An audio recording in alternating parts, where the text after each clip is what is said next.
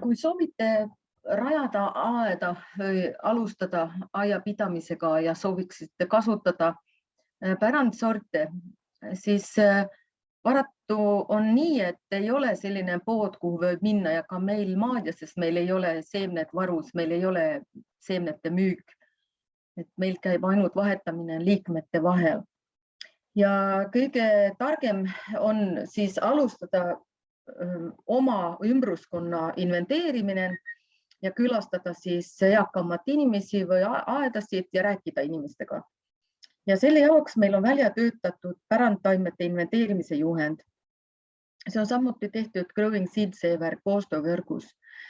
Ja see on meie ühingu koduleheküljel ligipääs sellele ja seesama juhend on olemas siis kõik nii läti, leedu, taani, inglise ja eesti keeles. Ja siin on väga lühidalt räägitud, et see ei ole väga keeruline ja ilma absoluutselt mingisugust kas või aiandust või ajalookoolitust igaüks saab hakkama selle asjaga. Ja meil on siin ka 4 erinevat taimi nagu näidisena, nende lood ja mida nendest siis saab teha.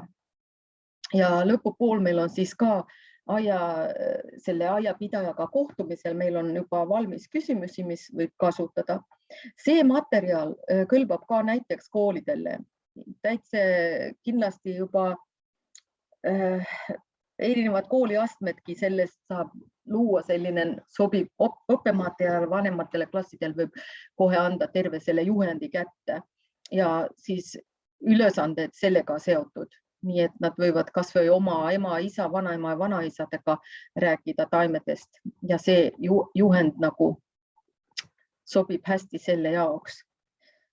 Kui siis seemned on juba leitud või kui te olete saanud vahetada seemned, vanaema aed ka müüb seemned, mis on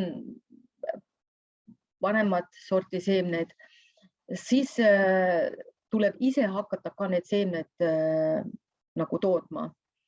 Ja selle jaoks meil on juhtnöörid aiakultuuride seemnete kasvatamiseks. Ja see juhend on ka siin PDF-is, seda võib jagada, võib laadida alla, võib välja trükkida. Ja siin on siis täielikult nullist, kui alustad seemnete kasvatamist, nii võib selle juhendiga kasutada. Et see ongi tehtud täielikult inimesele, kes ei tea mitte midagi aianduse kohta ja alustab selle tööga. Nii, nüüd veel meie koduleheküljel on siin koolitused ja kui klikida see väike linnuke siin ees, tuleb õppematerjalid. Ja kui klikib nüüd õppematerjalid lahti, niin siin meil on üleval pool nüüd erinevad juhendid ja näidised eesti keeles. Meil on ka inglise keeles materjalid, mis on siin allpool ja eraldi siis on ka loengud erinevatel teemadel. Aga enne kõige nüüd need õppematerjalid on tehtud selleks, et võite ise korraldada oma ümbruskonnas, oma tuttavatega, võib-olla teil on omad ühingud, oma muuseumi inimestele, võite need samad ettekannet kasutada. Ja meil on veel selle projekti raames, nii meil on plaan teha iga selle ettekanne kohta ka videojupike, näiteks aed, taimed ja ajalugu on juba olemas üks video. Aga muidu on need PowerPointid siin olemas, võite need alla laadida, võite ka sealt valida sobivad asjad, millest teie soovite rääkida oma töötajatega või kas või kõik alla laadida ja siis panna kokku üks selline, mis sobib kõik nende materjalide põhjal.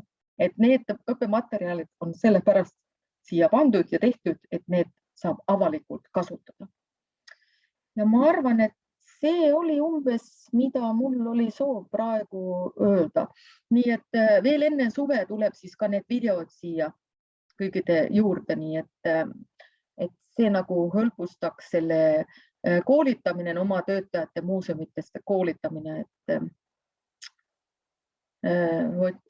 Muidugi Maadjas tegeleb ka sellega, et meie ka käime, et meid võib ka kutsuda kohale, tulema ka kohale ja koolitame ise ka, aga meie eesmärk on ikkagi see ka, et see oleks hästi lihtne kõigidele.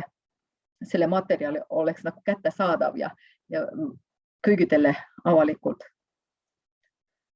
Nii, lõpetan jagamine.